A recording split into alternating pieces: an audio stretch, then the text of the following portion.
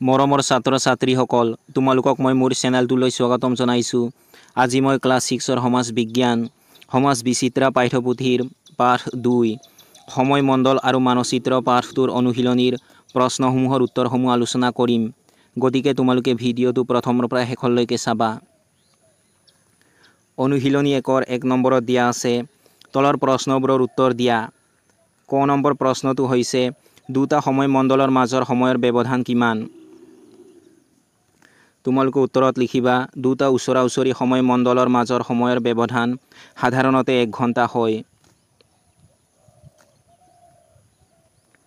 খ নম্বৰ প্ৰশ্নটো হৈছে পৃথিৱীখনক কেইটা সময় মণ্ডলত ভাগ কৰা হৈছে? তোমালোকে উত্তৰত লিখিবা পৃথিৱীখনক 24টা সময় মণ্ডলত ভাগ কৰা হৈছে।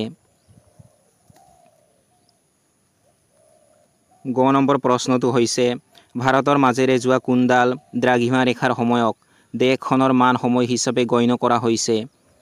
তোমালোকে উত্তৰত লিখিবা ভাৰতৰ মাজেৰে যোৱা 82 ডিগ্ৰী 30 মিনিট পূব দ্ৰাঘিমা ৰেখাৰ সময়ক দেশখনৰ মান সময় হিচাপে গণ্য কৰা হৈছে।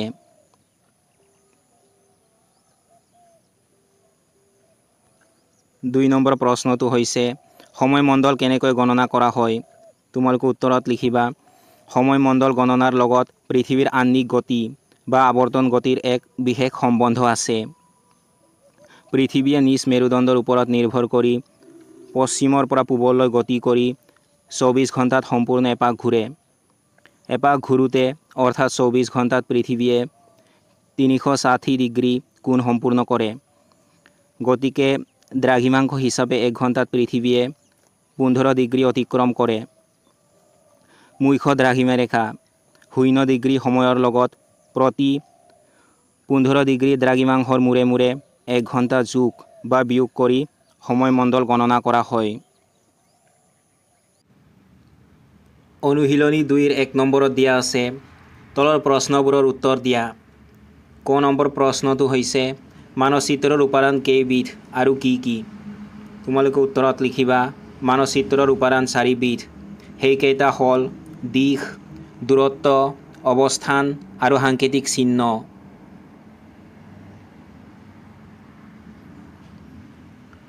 খ নম্বৰ প্ৰশ্নটো হৈছে প্ৰধান দিশ 4টা কি কি? তোমালোকে উত্তৰত লিখিবা প্ৰধান দিশ 4টা হ'ল উত্তৰ, দক্ষিণ, পূব আৰু পশ্চিম।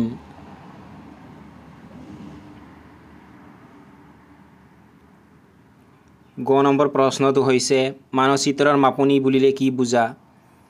তোমালোকে উত্তৰত লিখিবা মানচিত্ৰৰ মাপনি বুলিলে ভূপৃষ্ঠৰ ওপৰৰ প্ৰকৃত দূৰত্বক মানচিত্ৰত যি অনুপাতত হ্ৰাস কৰি দেখুওৱা হয় তাকে বুজা যায়।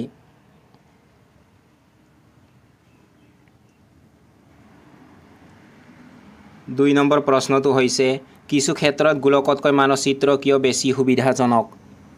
তোমালোকে উত্তৰত লিখিবা গোলকতকৈ মানচিত্ৰ বেছি সুবিধাজনক কাৰণ মানচিত্ৰত পৃথিৱীৰ কোনো এখন ঠাইৰ বিষয়ে বিতং তথ্য দেখুওৱা সম্ভৱ হয়। উদাহৰণস্বৰূপে এখন মানচিত্ৰত কোনো এখন ঠাইৰ ৰাস্তা ঘাট, ঘৰ দুৱাৰ, পুখুৰী আদিৰ অৱস্থান বিতংভাৱে দেখুওৱা সম্ভৱ হয়, যিটো গোলকত সম্ভৱ নহয়।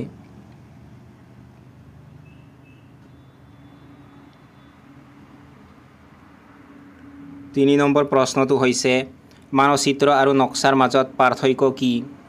তোমালোকে উত্তৰত লিখিবা মানচিত্ৰ আৰু নক্সাৰ মাজত থকা মূল পাৰ্থক্যসমূহ হ'ল মানচিত্ৰ হৈছে কাগজ বা তেনে কোনো সমতল পৃষ্ঠত পৃথিৱীৰ কোনো অংশৰ সঠিক জোখ মাখ আৰু অনুপাত ভিত্তিক অংকন। ইয়াৰ জৰিয়তে ডাঙৰ অঞ্চল যেনে দেশ, ৰাজ্য আদি দেখুওৱা হয়। নক্সা হৈছে কোনো মাপনি বা জোখ মাখ অবিহনে অঁকা এখন সাধাৰণ ছবি। ইয়াৰ জৰিয়তে কোনো এখন ঠাইৰ কেৱল সাধাৰণ ৰূপটোহে দেখুওৱা হয়।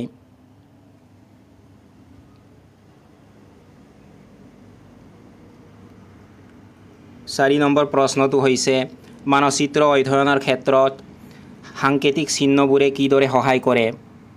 তোমালোকে উত্তৰত লিখিবা মানচিত্ৰ অধ্যয়নৰ ক্ষেত্ৰত সাংকেতিক চিহ্নবোৰে যথেষ্ট সহায় কৰে। ইয়াৰ সহায়ত আমি কোনো এখন ঠাইৰ বিভিন্ন ভৌগোলিক তথ্য যেনে ঘৰ দুৱাৰ, ৰাস্তা ঘাট, দলং, গছ গছনি, পুখুৰী, কুঁৱা আদিৰ বিষয়ে সহজে জানিব পাৰোঁ।